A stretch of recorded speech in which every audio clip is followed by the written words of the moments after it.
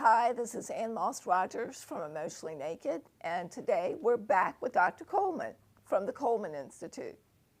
I've read a lot about medication-assisted treatment. Right. And if you could comment on that as it relates to 18 and under, Right. or 25 and above. Sure. So medication-assisted treatment basically is a term where we use medication to help recovery rates. And in the past, we know that when people don't use medication, they relapse almost always. So one study that I saw showed a study with 124 people who went into treatment, into a hospital for opiate dependence, heroin or methadone or something like that, and they wanted to get clean, and after 3 months, only 4 of them were still clean. So 97% of people had failed within 3 months.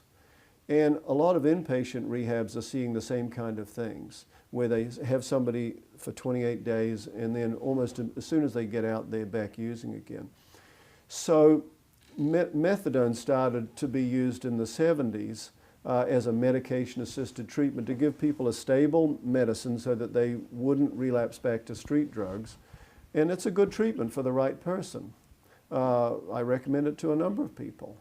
Suboxone became available around 2002, and that's similar to methadone. It's an agonist, so it actually is an addictive drug, but it's very long-acting, and it doesn't really get you high because instead of going up and down like heroin or short-acting drugs, it's just long-acting, so people can function on it, get jobs, have relationships, and all of those things. And it's an effective drug that you can see your doctor once a month and stay on a stable dose. We specialize in Naltrexone, which is the third type of medication-assisted treatment because it blocks the receptors completely, so it's non-addictive, and it stops cravings most of the time because it's this long-acting version, a 1 month for the Vivitrol or a 2 month for the implant. So some kind of medication-assisted treatment is necessary. The one we use, Naltrexone, we prefer provided the patient is willing to really work a recovery program.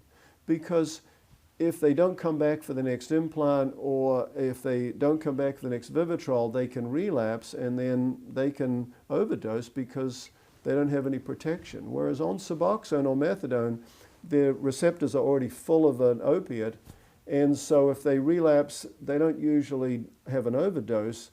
It's not good, but they can get back on track a little bit easier. Okay, well, has anybody ever gone from either the methadone or the Suboxone to the Vivitrol? We do it all the time. That's Okay. 20% of what we do is people who the Suboxones worked well for, so maybe they haven't used any street drugs now for a year or two. They're going to their 12-step meetings, they're in counseling, they've got a job, they're in a good relationship, they're ready to get off the Suboxone, and we then will get them off that and put them on the Naltrexone. It's a great way to do a transition from the agonist treatment to the Naltrexone treatment. So that could be 2 years or more. It's a long-standing drug. It's a long-standing disease. I mean, this is what we call a chronic disease, and relapse can happen any time. And so we want to use our medication-assisted treatment long enough until the patient's really changed. They need to be different than the person they were when they were actively using. How would you approach an 18-year-old differently?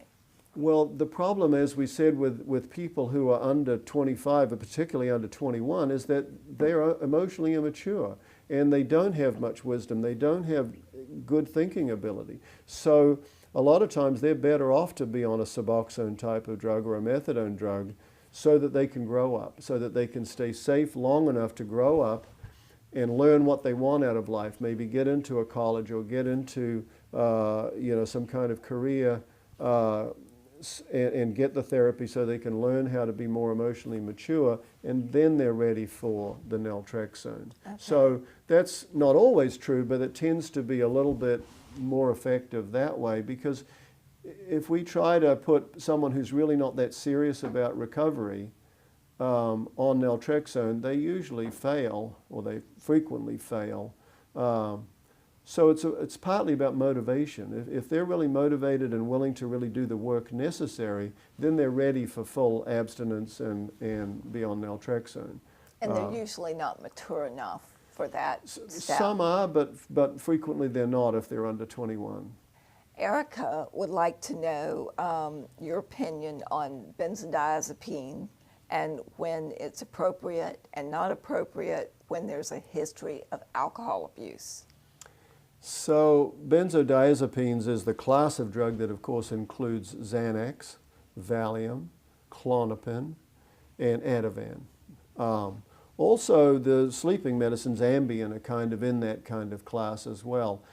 They're sedative drugs, so they're and anxiolytics, so they just calm down your anxiety, but they do that by attaching to the receptors in the brain that your brain naturally uses to calm yourself down. So they're highly addictive. When people start taking a Xanax, they very quickly get dependent on it, and then they start having withdrawal symptoms because their brain's not making its own natural calming down benzodiazepine. So again, it's a crutch. It's worse than a crutch because you're physically dependent on it and then you need it. So there's sort of two main problems. One is that your brain stops making it, so you're now dependent on it. And the second is by calming down the natural anxiety, you again aren't feeling your true emotions, and so you're not growing and you're not changing and you're not able to deal with the stress that was causing the anxiety in the first place. You know, the key to emotional health is feeling your feelings, like you said earlier, and then learning how to dispute the abnormal tapes or the messages or change the things in your lifestyle so that you're not feeling anxious anymore. You know, if someone comes home from work and they're stressed out and you know, they want to take a Xanax because their boss is making them mad, well, taking the Xanax might make you feel better short term, but it doesn't change the fact that your boss is making you mad. You know, you need to feel that emotion and then change something. Either talk to the boss or change your job or just change your attitude about it. So, you know, benzos are not helpful.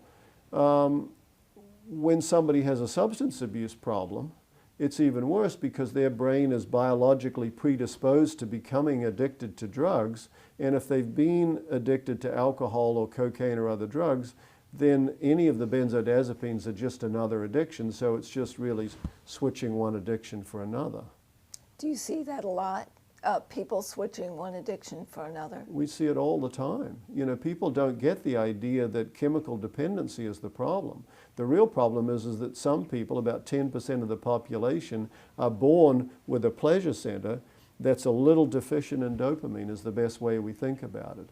And so when they take an addictive drug that releases dopamine, they really like the feeling. It gives them a stronger effect than a regular person, and so they keep doing it over and over. And if they stop, you know, doing alcohol but they use benzos, they're just in as bad shape. If they stop heroin but they use cocaine, they're no better off. They need to learn how to be abstinent off all drugs and get on with their life and learn how to deal with reality. Do you detox people off alcohol? And if you do you do a medically assisted treatment after that drug as well? We've been detoxing people off alcohol for 20 years. The truth is young people don't usually need detox off alcohol because physical dependence gets worse and worse as people get older. Their tolerance gets worse and their body doesn't tolerate the alcohol as much. So we tend to do alcohol detoxes on people over 35 or 40. It's a great detox. We usually do that in 3 days. At the end of that, we usually put people on Vivitrol or Naltrexone implants as well because it turns out that alcohol works through the same opiate receptors as heroin does. When we use Vivitrol or Naltrexone, it takes the cravings for the alcohol away and it takes the pleasure that they get from drinking alcohol away. So people can get into recovery and stay in recovery much better. Do you ever utilize anything like Antabuse?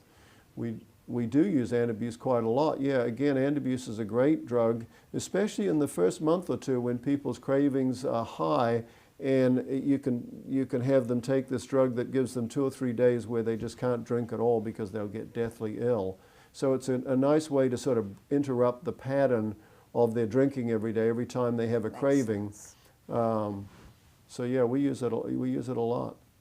Well, I think we've learned a lot today, Dr. Coleman, especially from a professional that's been doing it 20 years. So I want to tell you how much I appreciate your participation today, and Lost Rogers and Dr. Peter Coleman from Emotionally Naked. Thank you.